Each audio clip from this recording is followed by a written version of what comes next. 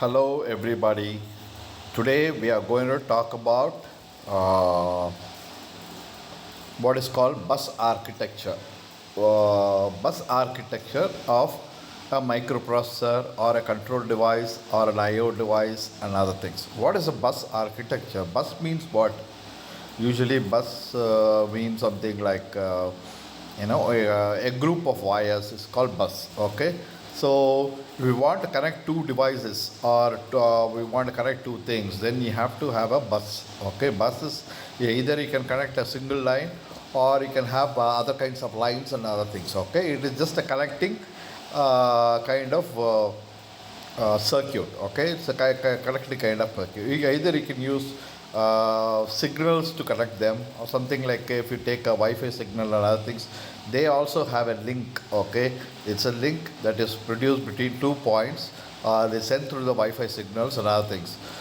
Similarly, for bus means for ordinary signals and other things like for electricity, for other kinds of things, they use what is called wires. Okay, so wire bus means basic set of wires. Okay, so today we are going to talk specifically about what is the kind of bus architecture you need.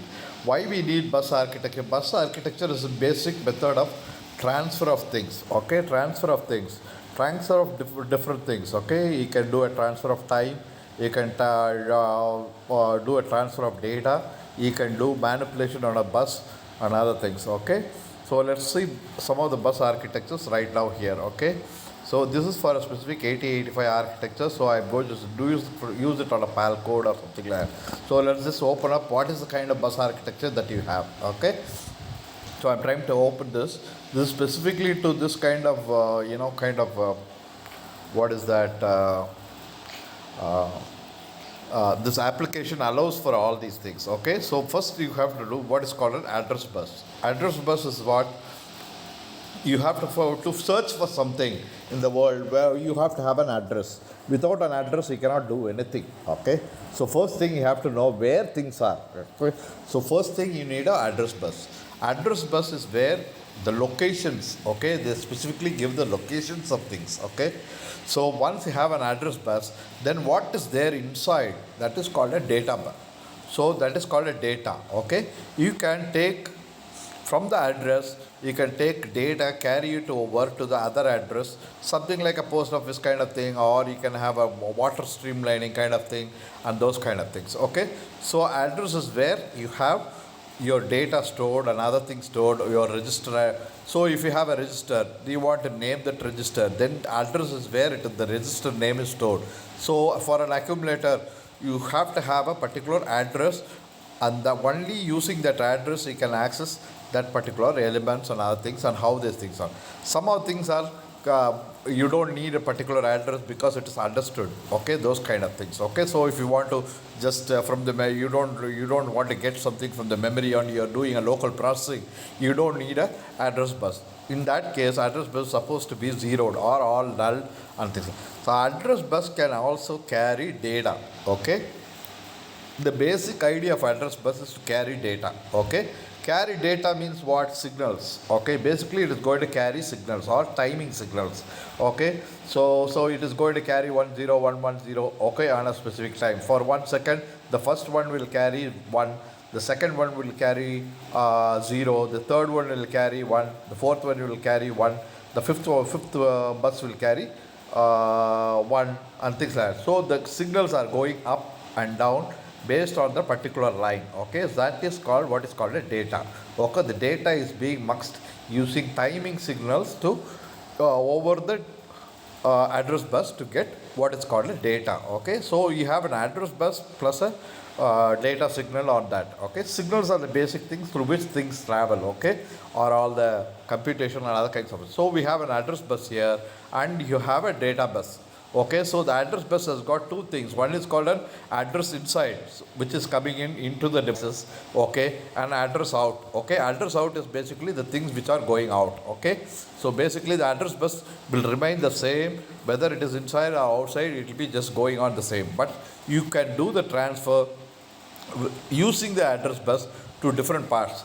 Some of the things are mask. What is a mask? Mask is basically if you want to do part of the things on an address bus itself. Say you have a 32-bit address, okay, and you just want to use 8-bit address for your doing a local data transfer. Then you don't have to use the entire address bus.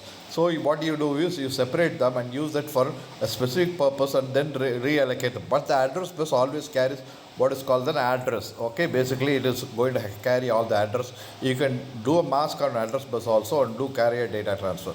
Okay, so the address has got insides which comes in. It's called an entering in, which is called an input address bus. Okay, then output address bus is where the things are going out. Okay, that is the kind of thing. Okay, so from the address bus you get the data, you do whatever processing you want to do, and then once the processing is done, then you can transfer it to the over the address bus to the data bus, and the data is taken up by another set of things over the address bus. So the address bus is not left till the particular processing is done. Sometimes some of the things are masked, so you don't have to need the address bus completely. So sometimes part of the address bus is needed. So this is called an address data bus, which is around 8 bits. So this is where the data is taken over from the address bus, and then it is processed and stored in a particular kind of flip-flop. Flip-flop is using what is called a storage. Okay, it's a kind of register. So there are different kinds of buses. Okay, what are the buses? First thing you have to know what are the different kinds of buses. One is called address bus. Okay, address bus. Another one is called data bus. Okay, data bus is sometimes used locally. Okay, another one is called control bus. Control bus is where you send all the control signals to the various things like a departmental control, timing control, then status control and other things. All these control signals are sent over. Actually what happens is the bus is the one which calculates all the things. Usually what those elements are just switching kind of things. Okay, they transfer the signals and switch signals, and the timing signals are switched.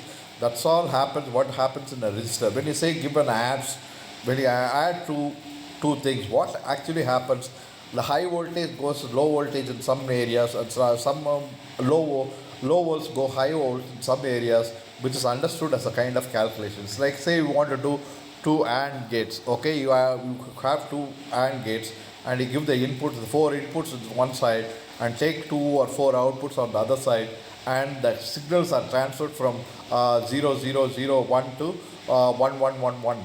So once they are transferred, it is some kind of addition or subtraction, whatever the thing is, the signals are converted basically from the registers. Registers, data storage and other things are all they are storing those informations. Okay, they are just storages. Okay, but actually all your calculations and other things are done by actually arithmetic logic unit, which does all the calculation is done over the bus. Okay, so you have to understand what is the bus. Bus means basically a group of wires which does all the connecting different various departments, various processors, various registers and various control signals, control elements, causes different kinds of timings and other things they control. Okay, let's give it the timing here. So I'm just starting it off here, and let's see what happens. I'm just giving it on. Okay, now this is signal generator. Okay, and I've switched it off. Okay, now I'm going to generate the signal. I turn it on, so it is generating the signal. You can see whether it is generating the signal. So it is generating the signal. Okay, first thing is generation. Generation is something like clock. Okay, which you have to have a control. So the switch on, switch off just gives you the clock. The clock is the kind of input which comes in and goes to the various departments. So once you turn on this clock, then this clock is going on. So the signal is generated. This signal can be generated over the bus. So how the signals transmit, they go over the bus. So you can see the buses going on and off. Okay, so it is called a 1 status if it is on, and a 0 status if it is off. Okay, so once you have done that, you can just turn on some of the things and you can store data. Okay, those kind of things. Okay, I am going to just store some of the data. Okay, that bus gets transferred. If you see, the other things are going on red links kind of thing. So what actually happening, that status is bus is in a high voltage kind of thing. Okay, the plus 5 volts or something like that. So the timing, according to the timing, it is going to transfer all the things and it is going on that particular line. So if you see, some of the things are red links and some of the things are black links. So data is actually not going through that particular bus at that particular time. That is what you have to know. Okay. So here you have what is called programmable array logic. Okay, programmable array logic. Programmable array logic is used basically to generate some of the timing clusters. Okay, timing clusters, like if you want to generate a particular kind of signal and other things, you can use a PAL also. PAL gives a particular kind of signals to be generated and other things. Okay, you can decode PAL, encode PAL. Like if you want to do add two elements. Okay, so you can code the add signal in a programmable array logic. Once you have stored that add logic in a programmable array logic, then after that you have to send signals through one of these lines. So you have the 4-bit here, and the 8-bit you give it on the 4-bit, and give it on the side. The output will be there, 4 bits coming out on the other side. So basically, the add signal, you send the signal, immediately goes into the PAL, and immediately it gets added within the thing. The signals are just transferred, that's all. So when you do an add signal, it doesn't mean that you are actually taking it register and putting all the things. It's just a signal transfer, that's all. So bus does all the calculations that you have to know. Any kinds of transfer, any kinds of controls, any kinds of things are all done through signals. And thus signals only, they do addition, subtraction, all your multiplication, division, everything is done only through bus. Okay, that you have to understand. And there are elements which will do the transfer of the signals. Okay, different kinds, how if you want to change from 0 to 1, 1 to 0 and things like that. So it just all over the bus, the elements are just going to change those signals in that particular thing. So this is the kind of bus architecture which you have. Okay, now you can use each EEPROM to go some of the programmable array logic to code your addition, subtraction, multiplication, division, and different kinds of operations. So here you have all collected all the operations. So if you take this 1, 2, 3, 4, 5, 6, 7, 8. Okay, this 8 PALs I have coded. Okay, all these 8 PALs have the complete array of the 8085 instruction set. Okay, so these PALs are coded already to do all the operations of 8085. If you look one of those things, it will look something like this. Okay, so I'm just going to check one of those things and what it looks like. So I'm just going to open this one. This is what a programmable array logic looks like. Okay, here it is going to do an AND operation of all the things. Okay, this is what an AND operation is going to do. Now we should go. It's got a fixed array where it will do an AND operation. Okay, so 4 inputs are coming in and 4 inputs are going out, and you do an OR array. Okay, so you can use it for decoding some other stuff. Okay, so this is the first EEPROM which does an AND or address decoding.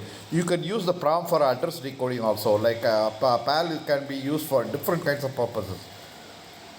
PAL can be used for storing. PAL can be usually not for storing, usually for calculation, bus manipulation and other things. So PAL is usually for like a logic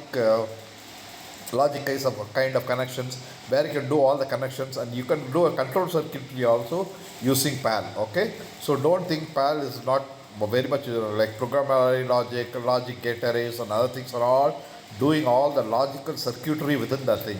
So it has got a kind of bus kind of things where it can, how the things are flowing in and coming out. Okay, so those kind of things are there. MUX is usually used when you have 5 different signals coming in and you want to transfer it to a particular kind of status or give a control to a particular unit for that. Here I have the 3 things are MUX to get a particular signal to a particular IO address. Okay, so here there are 3 PALs which are doing your control signals. This is these 3 PALs are going to give you that. The last one we saw, it is an instruction set, the complete 8085 instruction set is there within that. Okay, you can do all the addition, multiplication, subtraction, everything out there. Okay, now here these 3 things are used for control elements. Okay, the PAL does all the control elements for sending signals for what? For controlling the bus. Okay, for controlling the various elements within the microprocessor. Okay, so you given through a MUX and you can send the signals to the various departments. Okay, this is an address MUX you have. You should also have an address MUX. Okay, this This particular kind of PAL is doing what is called an address mux. What is address and data mux? Data mux, address mux is just kind of like how you are going to do a multiplexing on a particular data. So this is an address mux, okay? These kind of things, okay? Address latch enable. As address latch enable is a kind of latch, okay? If you want to enable a particular, say something like a home, like you lock a particular home, you have the address, but you cannot enter the home, like something like that. So something like that is called address latch enable, and once you disable that, then you can go enter the particular data element or a particular room and store your data and retrieve the data and those kind of things. These are the particular kinds of data registers that I have given, and these are all done by flip-flops, okay? Registers are usually flip-flops. When you see what is the complete circuitry of a particular thing, this is the registry which looks like, which is a kind of flip-flop, okay? Now this is another flip-flop, which is another kind of register. So the address usually comes on the address bus, and data which is there on the address bus gets stored in this flip-flop, okay? Now once you do a data transfer onto a flip-flop, then after that it comes onto a latch. Latch is the where actually the data is stored permanently, like permanent device storage, okay? That is called a latch, okay? So all over the bus you can use only flip-flops. That you have to do any kind of manipulation or signal transfer and other things, data transfer, you can, once you have the data on the bus, then it has to be transferred to a flip-flop. The registers do all the flip-flop transfer, and from the flip-flops they are done calculations which goes onto some kind of mux device like PAL encoding and other things. Once you enter the PAL encoding, it comes on one side of the PAL and then does all the addition or subtraction or what kind of instruction is given. That particular instruction is done, and that particular signal is turned on, okay? That is how you do all the things. So this is a simple architecture. Just wanted to show what is the kind of bus architecture, what do you mean by bus, what is a group of wires or control structures, and what is the kind of like timing circuitry. So timing is also a timer bus also is a kind of bus, okay? There also you have to give set of timing control to different various buses, registers and other things, okay? You can use PAL for doing all your structural control environment. So this particular PAL does only address decoding and address control, okay? It just allows for 3 address bus or 4 address bus or 16 address bus, those kind of things, and what kind of data comes in and goes out and things like that, okay? So you don't have to worry about these things right now, okay? Let's go back and see some of the things, okay? Now for a data element, there are different kinds of things going on the data element. So you want to check some of the things, what is it? So you have an address in, address out, you have an address bus, then you have a muxing all the addresses to different kinds, like an input or an output. So the data input is out here, data output bus is out here, address latch enable is here, control bus is a sequence of things which go on. You use always a tri-state device, okay? Tri-state device is a kind of like you can send signals through one, say receive the signals through other, and then you have a control structure which gives like a tap, like you can turn on the tap, turn off the tap, those kind of things, okay? So the buses is controlled usually basically through logic circuitry and other things where you can give the data output bus. So just wanted to show how the things are kind of built, and how an address mux works or a data mux works, and what is an address bus, data bus, control bus, and different kinds of buses, okay? Now some of the things like RS-232 or Wi-Fi signal, your basic what is the thing, your basic circuitry, like if you have a cell phone, you have an RS USB channel and things like that. They all contain these kind of structures, okay? Even the Cisco systems and kind of different kinds of switching systems that you have in a control structure, they have something like this, okay? Basically they are constructed like this, and you have what is called a muxing and other things, and then your address and data muxes separately, okay? So once a stream of things come in, they get processed, and a stream of things goes out, okay? The address always has the particular time, at a particular time what kind of data came in and what kind of data went out, okay? Control is also like this. Control is usually connected to a status register or a control registers, okay? Control registers and status registers are used by control bus, okay? input output is connected through a data bus. Okay, all the inputs output come through a data bus and address bus. Address bus is basically used for input output plus control, plus sometimes it can be used as a control bus also. Okay, that you have to understand, but in higher architectures they can be used, but right now we don't use all the things. We just fetch a signal, fetch a particular data or something like that. So it's a transfer of data. So address out, it is actually multiplexed. Okay, multiplex is a kind of thing. If you want to send a particular signal and you change the signal for a particular time of frequency and things like that, then data gets transferred over the thing. It is called muxing. Muxing is basically sending some kind of information which on a standard pattern. So you have a wave, standard pattern of wave, and you just transfer some data onto it, then impose some kind of timing. You change the timing of that particular thing, then you are sending a particular data. Okay, so that is called muxing. Okay, basically it can be used for signal control and other things. How to do signal control and other things. Okay, so RS-232, RS-449, there are different kinds of specifications which you can go through. Some of the bus specifications, what are the control structures for those bus specifications, how to interconnect elements. They are LAN kind of devices, they are bus kind of devices. Then there are different kinds of circuitry. Okay, that's all for now. Now we have a basic concept of what is a bus is, how to do a bus control, and what are the different elements which are used. Okay, different elements are like always tri-state. Tri-state is the one which you can have control on a particular bus. What kind of things you want to send, what is the kind of things you can. So from the register it is coming in, and you can see the thing. See, if we take this one, the signal is coming in, and then it is going and it's storing in the data register.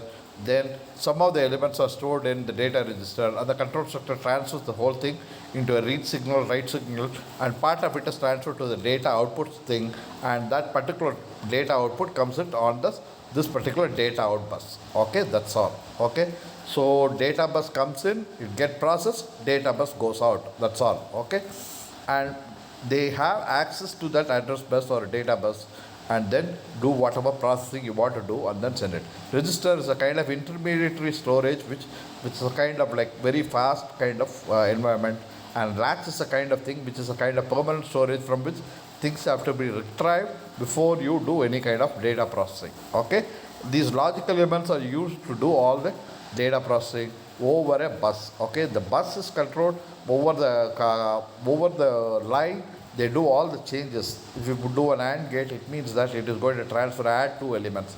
Okay, those kind of things. That is all for today. So I just wanted to show some of the bus architecture. Bus architecture is a very useful element. Basically all your calculations, your processing things, everything is done over bus. And actually it is like sending a stream of water, and you redirect the water this side, that side, so that you do a calculation. It's a kind of matrix kind of thing, and you can do all the calculation. But that's all for today. Thank you so much. Bye.